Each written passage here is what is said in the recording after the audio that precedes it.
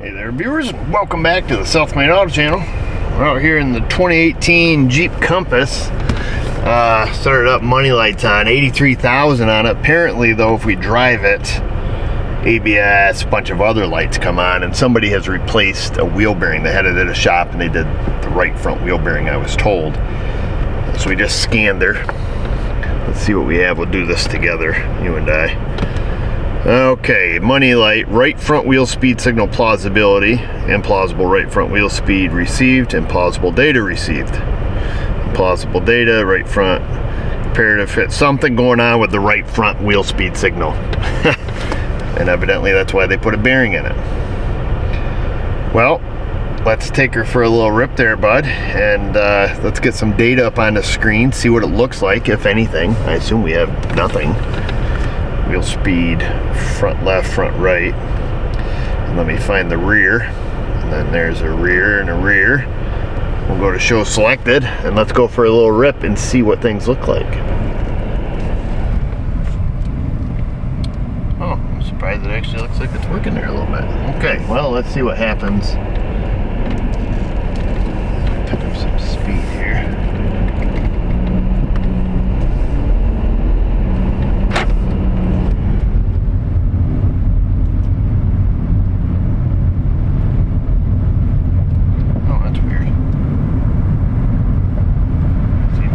Just lovely. Let me throw my seatbelt on because we're going to have to hit the big road. I didn't half expect to see that thing working whatsoever. Kind of weird. You know, I wonder.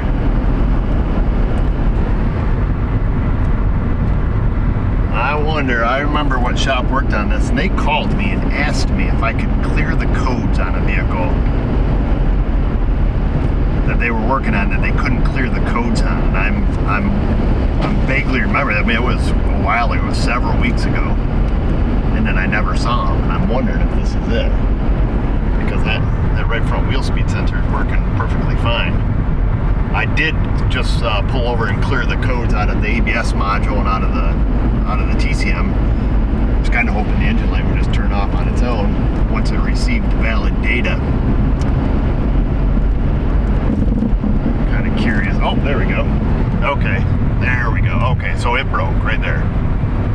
So we hit the bump and she broke. Oh, okay.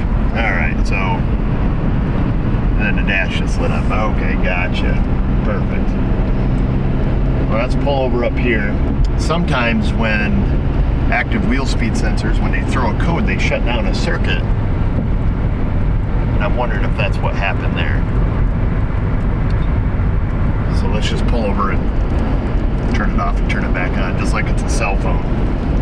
And see if all of a sudden, oh, nope, never mind. It brought itself back to life there. Okay. All right, but that was right as soon as we hit that bridge joint.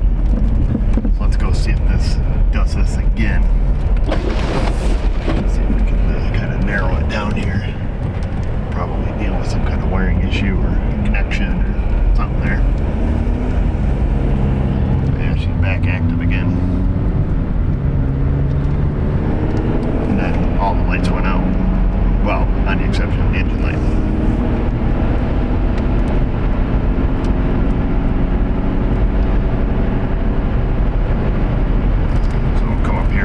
Bridge joint, and then we'll drive through the village there, hit some railroad tracks, and see if we can't duplicate this.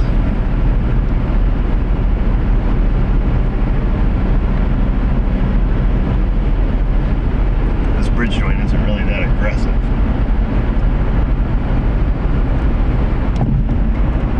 Yeah, I'm still working. Wait for this truck to go by in this van, and we'll give her some swerves here.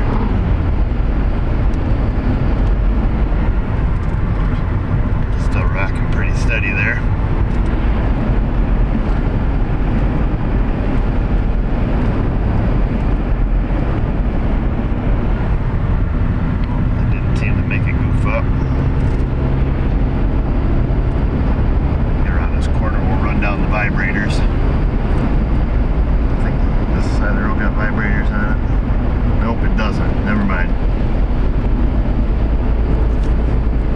carburetor's in the middle, but that ain't gonna help us. That's not doing anything. Alright, let me go through town here, hit some bumps, and maybe that was just a coincidence, but definitely still has a problem.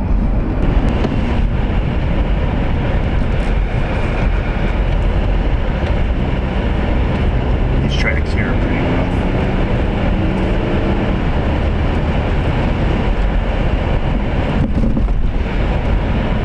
Nada.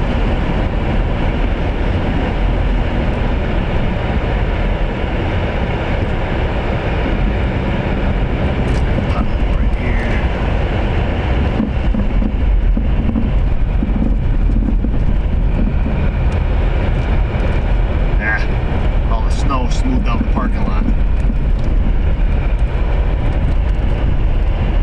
me go find some place else to rip around.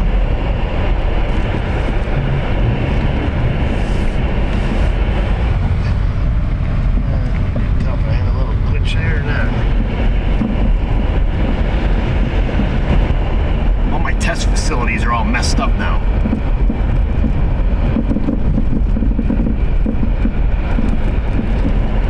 Snow smooths everything out.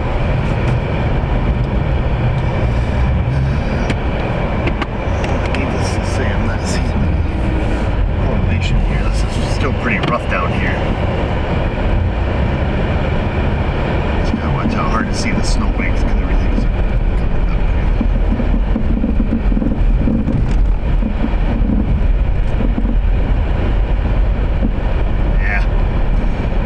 I guess we're gonna have to go with visual inspection. We did see it drop out, so we know it's still a problem.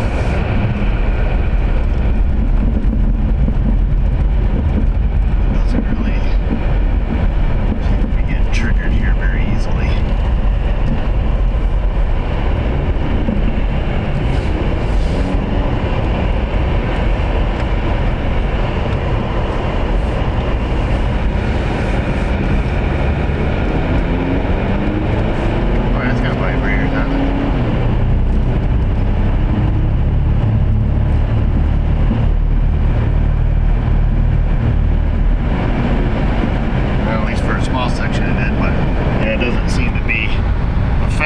Wheel now.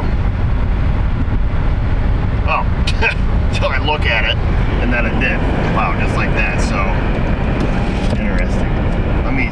Yeah, shoot, got a car coming up. I'll slow back down up here and see if that's when it comes on. So kind of curious there. Definitely seems like a circuit problem and not really, you know, a wheel bearing type issue. I need to slow down. We'll pull into the Crosby's here. Let's see if any.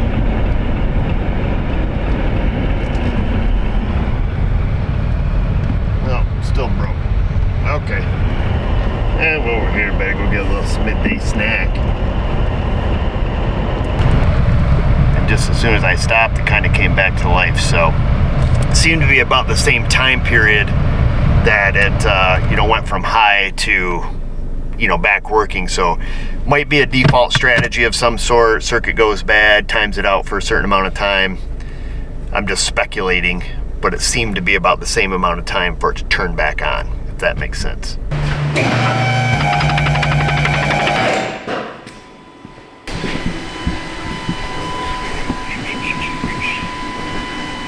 Since it goes in the knuckle, it's gonna be giving her some visual action here. Goes around, goes up behind the fender liner there. And this is the one that's functioning. I guess they're the same both sides. And this thing is two-wheel drive. I think it's the first time I've ever seen one of these, because I was looking to see if anybody had a wheel speed sensor in case we need one, and I see there was a couple different ones listed, but yeah, this thing's front-wheel drive. I've never seen one before. Pretty interesting. Well, let's pull that wheel off and get a good little look-see here. See what we can discover.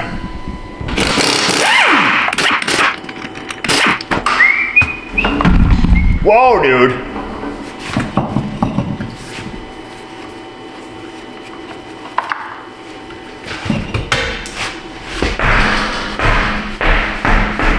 I don't see anything obvious right off. Let's pull this fender liner down just a little bit. The wiring comes up behind it. There's a connector right behind here, and then it runs up above this fender liner. Let's just make sure we don't see any funny business, or maybe we will.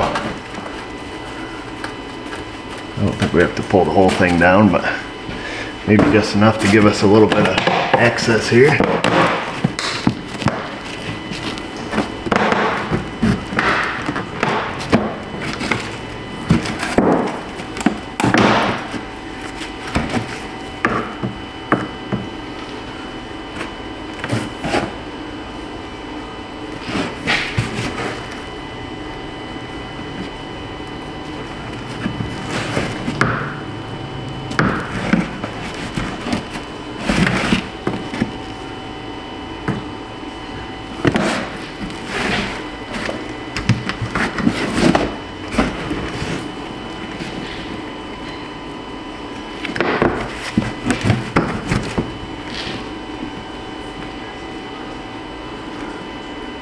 The harness does run pretty close to a sharp edge on the fender.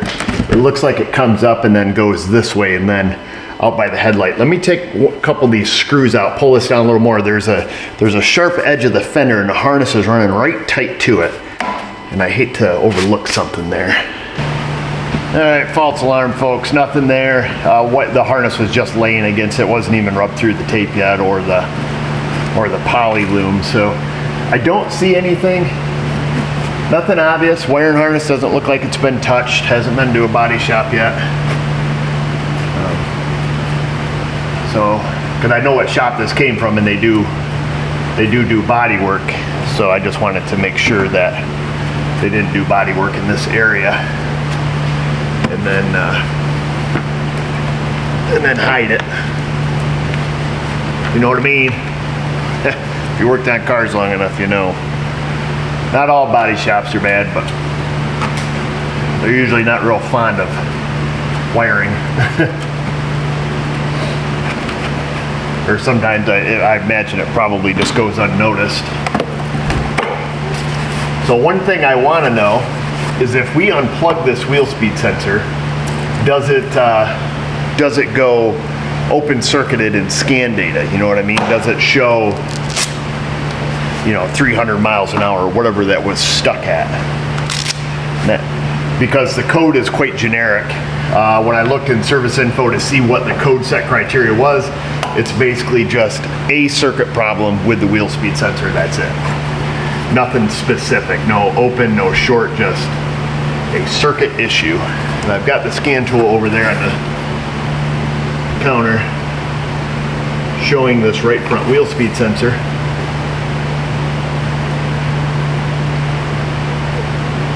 Let me get a pick so I can get that thing unplugged. I think it was a C0035 or something like that code. And I'm just curious if an open circuit sets the same code or what. There we go. And oh, yep, it does. Look at this. Here, let me show you here. Let's do it live. Live action. So open circuit sets it up to 318 mpHs. So that's something worthy of noting. That's good to know. Now let's see if we plug it back in here. Bear with me, folks. We're doing it live. If we plug it back in, does it instantly recover? It does not. It's still stuck high. I'm curious, after a certain amount of time, what was it, about what, it wasn't quite a minute, that came back to life, right? So let's see, it's still at 300 and some miles an hour. Because I thought that was acting kind of strange, and I'm wondering if when we're driving, you get a speed sensor, kind of goes open circuit, and then, it turns that circuit back on. Which I've never, oh, it did. It just turned the circuit back on. Let me grab the tool. Boom. Just like that. So there, we answered our own question, and that's a strategy. So now we're back to zero. However long of time frame that was, we could actually pause this and look at the time on our y-axis. on our x-axis, not our y-x. We could actually go and see if we really cared, but we don't care. But we do know that that's how it works. Whether or not that's in service info, I don't know. Sometimes they disclose information like that, and sometimes you're on your own to discover it. So now that we can use our scan tool as a diagnostic tool, that means we don't need to hook a scope to it. We don't need to do any of that fancy stuff, because if we just come along and just wiggle this and see, you know, I assume if we hit a spot where there is a open, it's going to go right up to 300 and whatever miles per hour. Or if we disrupt the circuit one way or another, it's going to go open circuited. If there's an issue here, and I'll be honest with you, I'm not going to spend a lot of time on it other than wiggle test, visual inspection, and that's because the speed sensor is extremely inexpensive. What we would do in this case, if we don't see, okay, yeah, you know, we're tugging on the wires, pins look good, wiggle everything, we're gonna go up where that harness comes out by the headlight, goes the ABS valve, visual inspection there, look at it. If everything looks good, it's gonna be more cost effective to actually put a sensor in it than it is to actually 100% definitively prove it out, where we could have, you know, have to hook a scope to it, take it for a drive, see what the signal's doing. You can go way off in the weeds. Can it be done that way? Absolutely. Is it going to be the best value for the customer? No. And at the end of the day, this is how you have to fix some of this stuff. So I don't see it dropping out there, you know, moving the harness around, things like that. Honestly, I believe, you know, hitting the bump there was just coincidence the first time, because the second time we were right on the vibrators a little, but kind of tapping on the back side of the sensor. Everything seems good. Let's have a little gander under the hood here, folks. I don't see anything real obvious here, folks, and nothing that I was doing could make it go open circuited. Followed the harness the best I could. It snakes in and out. ABS valve's completely buried back here behind the battery. As a matter of fact, you can't even see it. It has like some kind of cover over it. I'm not going to go as far as, you know, pulling batteries and stuff like that. And I don't do this often, but here's a perfect example in a good situation, and you guys can do whatever practice you do in your shops, but in situations like this, where testing this component, you know, this wheel speed sensor, which is relatively inexpensive and a semi-failure prone part, is gonna way out cost a guess. And there's no nice way to say that. You can use whatever word soup or word salad you want to put with that to make it not sound like a guess. But at the end of the day, it's a big fat guess. We see an open circuit, creates our symptom. We wiggle, check the harness, you know, look at the obvious stuff, visual inspection, without going way out into the weeds to do a full diagnosis, which could consume a considerable amount of time. Just giving where the ABS module is, and the difficulty that would be involved in diagnosing it and proving its failure. So active wheel speed sensors can be generally difficult to diagnose because of the circuit design, just how they function. If I was from Florida, down there at Del Boca Vista, I would just simply take this wheel speed sensor and put it in over in that hole and see if the problem followed. But we live in the PRNY. Everything is rusty. You touch that speed sensor, it's probably gonna break off in the knuckle. So I'm gonna call my customer, explain to them just that, and then just let them be aware that, hey, you know, here's what we have into it, here's what I believe it is, here would be the cost to put a speed sensor in it. However, if that doesn't fix it, we could have a considerable amount of time really going down, you know, and pinpointing it. But I think this is the most cost-effective solution for an educated guess. You hear that, Mrs. O? You're pretty educated. Now I'm guessing, man. And I'm trying to convince the people that it's the most cost-effective solution. How you doing? Come see the people. Let them know you're sick. No, Let them know you're sick. I look like death. You look like death. I'm sick. You knocking on death's door. Oh, that's not how the song goes.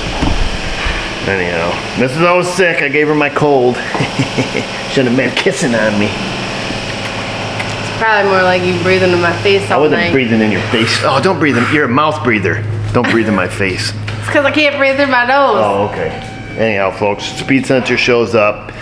Let me talk to the customer first, and then we'll go from there. I don't think there is any good way to get you guys in here to try to record this. Trying to do it without breaking it. Napper did show up. I can't tell if it's breaking or if it's wiggling. Whoa! So what I do, I call it the spray and pray. Spray it down. Of course, it wasn't moving at all, but then you come in with an air hammer and just very gingerly just massage this knuckle while you're wiggling it. It's the old massage and wiggle, the old MW they call it.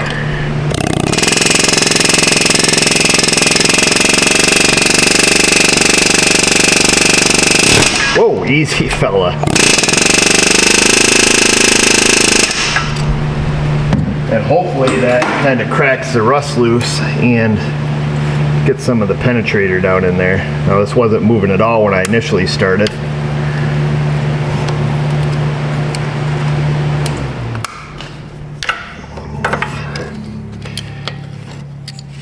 So a similar situation here.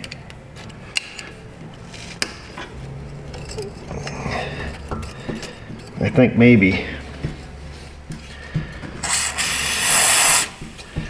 classic micro mist.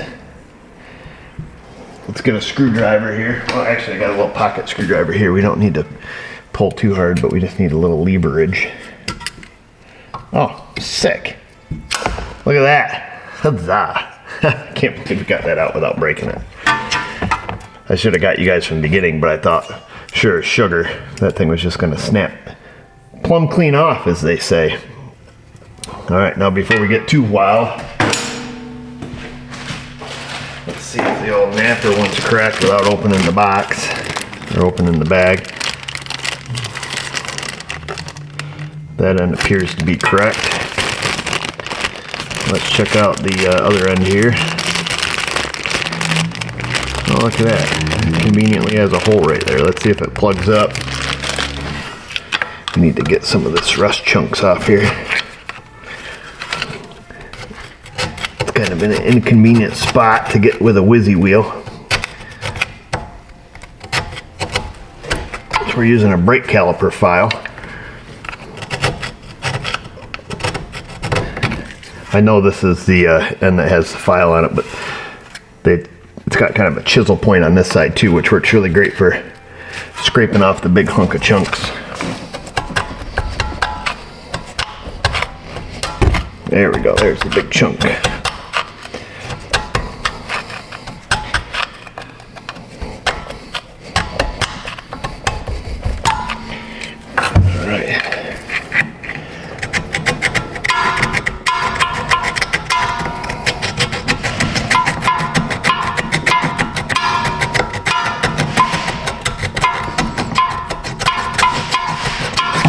A lot different than working down in Del Boca Vista. Let's clean out the hole. Give it the old hole polish. Get the old hole polisher all threaded up here. Nope.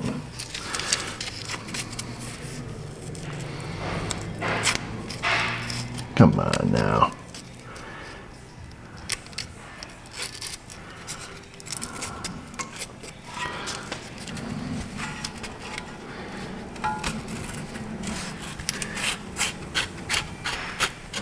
There we go, baby.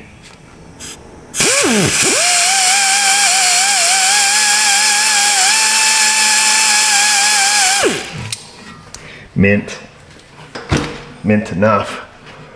We get and we'll get her.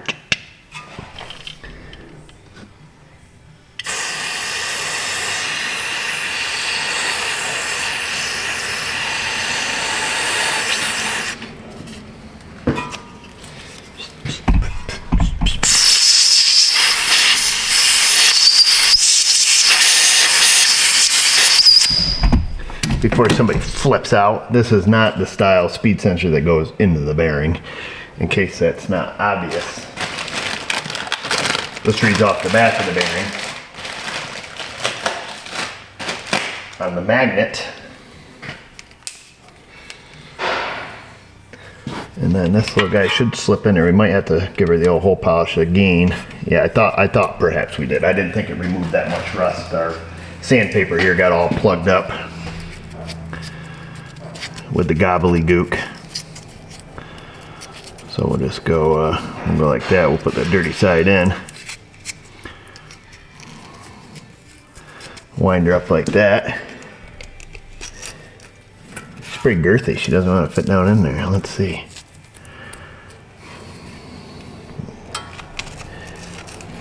Come on. There we go. And then we'll use some liquid in that joint. Oh yeah. Oh, the old dust is flying now, boys.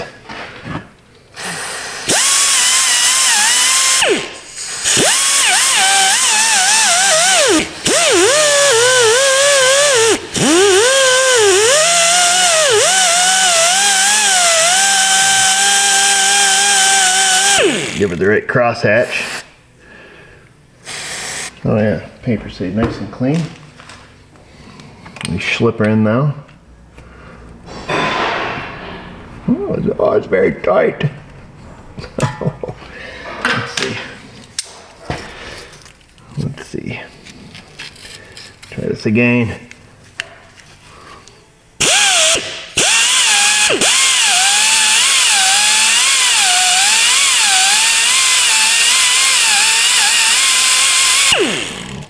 Gave her a little side action that time. Hello. Oh, we're getting better. I just don't want to go through and hit the magnet, but I don't know if that's possible or not.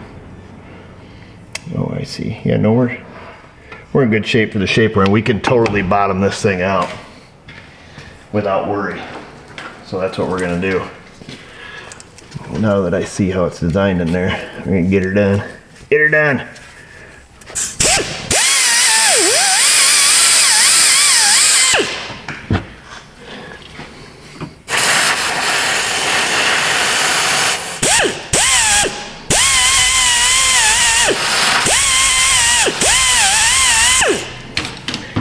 Oh man, to work in Florida must be amazing.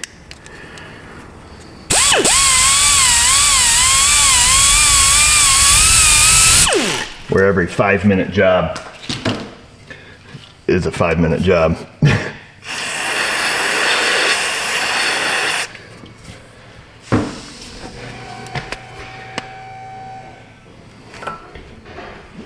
Well, you're real hole polish there, Mr. O.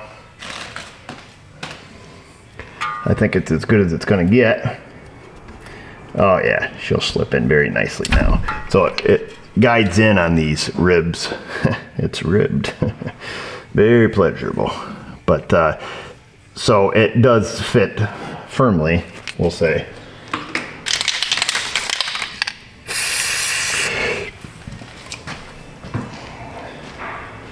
Give me a little blast of the sauce.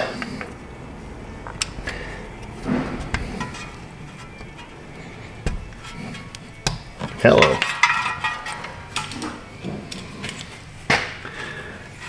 Let me just line that up correctly, if we can. Kind of wiggle that around. And then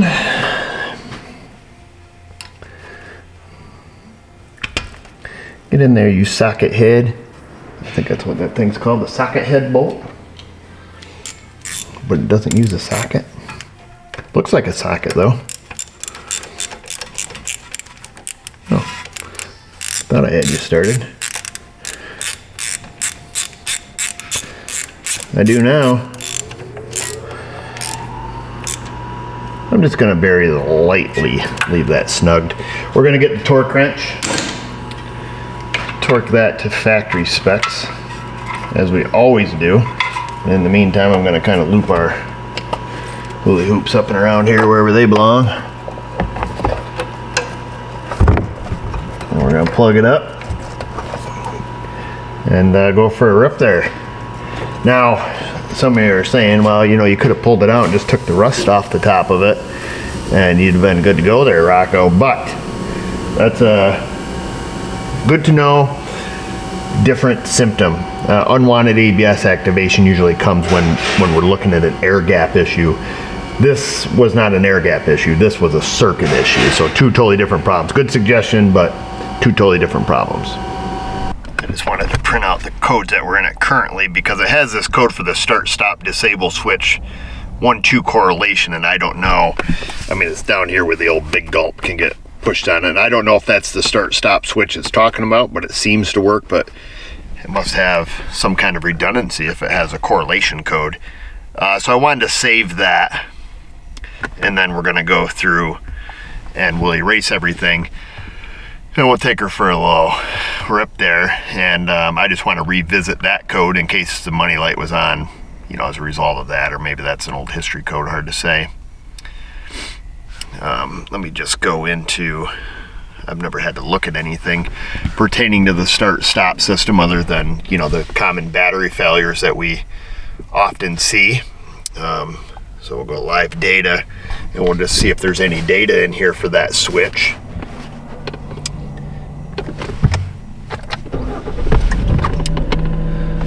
Let's see, start stop switch okay for engine stop, true, false, true, false. Okay, so turning the start stop system on, that data PID changes.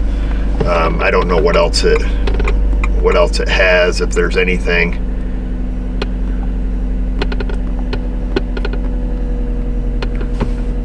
Start stop state running.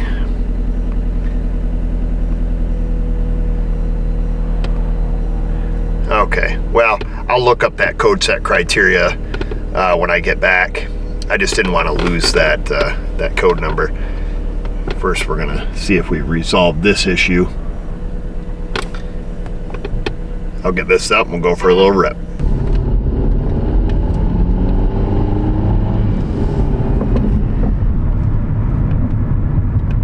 Looks like she's working. Of course, it was working before.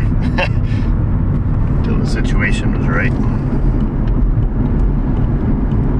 But we were able to get it tacked up, what, two or three times there on our initial test drive, which was just zipping around the block. I got to run down to my brother's shop, a couple good bumps there. But I'm not solely convinced that the bumps were the key, but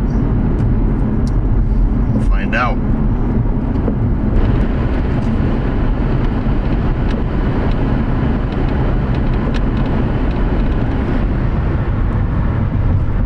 So far, so good. Working like a champ.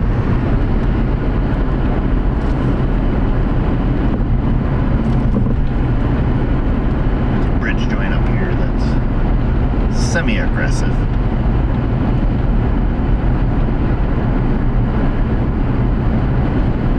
Got some vibrators on the way. Oh, actually, it's pretty smooth. Here, we'll hit some more here.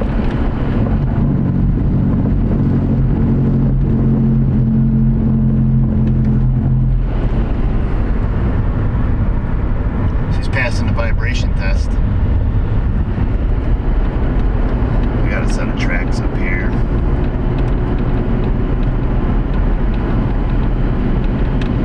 There's Wilbert's You Pull to Bath, not a sponsor. Oh, their glory. Can't wait for summertime. Not a big Wilbert's fan in the winter, as you can imagine. Love going there in the summer though, let me tell you.